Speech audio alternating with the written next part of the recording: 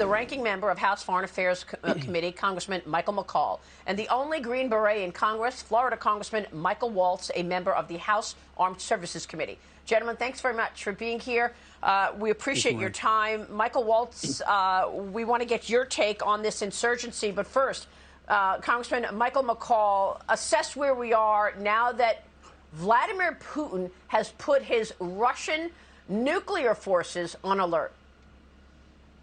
This is truly a nightmare scenario that would spark a global third world war. He threatened the West with consequences graver than we have ever seen in history of mankind. That can only mean one thing: nuclear weapons. And now to hear him put the nuclear forces on high alert, I'm really starting to question the competency, mental fitness. He seems to be delusional, very isolated. And this is really terrifying, not just for Ukraine, but the entire world.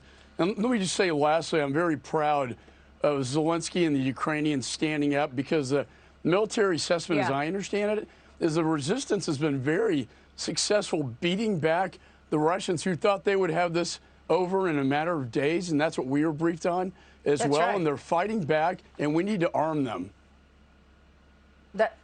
That's exactly right. And Congressman Michael Waltz, your thoughts on that? When we spoke over the weekend, you called him a modern-day Churchill. Assess Zelensky, and also you are seeing a real specialty. You've always had this specialty in insurgencies.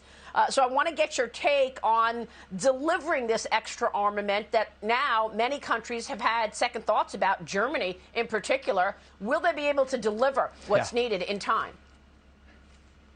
Yeah, better late than never from Germany, right? But, Maria, there's three things you need for a successful insurgency.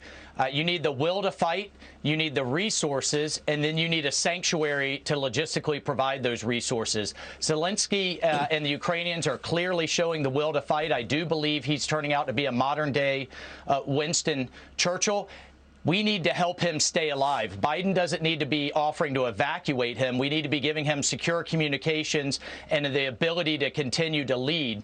Yesterday, Biden finally, belatedly approved $350 million in military aid. That's not cash. That will actually be ammunition, body armor, secure communications, and what they really need are anti-aircraft missiles, Stingers.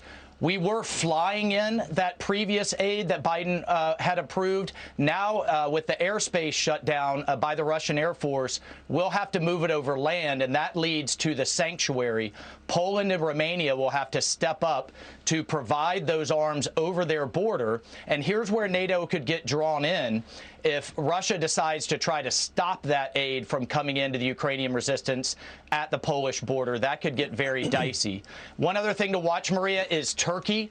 Zelensky has asked Turkey to close down the Dardanelles and the Bosphorus Strait to not allow Russian ships into the Black Sea. I think we need to be leaning hard on Turkey to do that. And if they do that, it could choke off Russia's fleet and truly aid the Ukrainian resistance.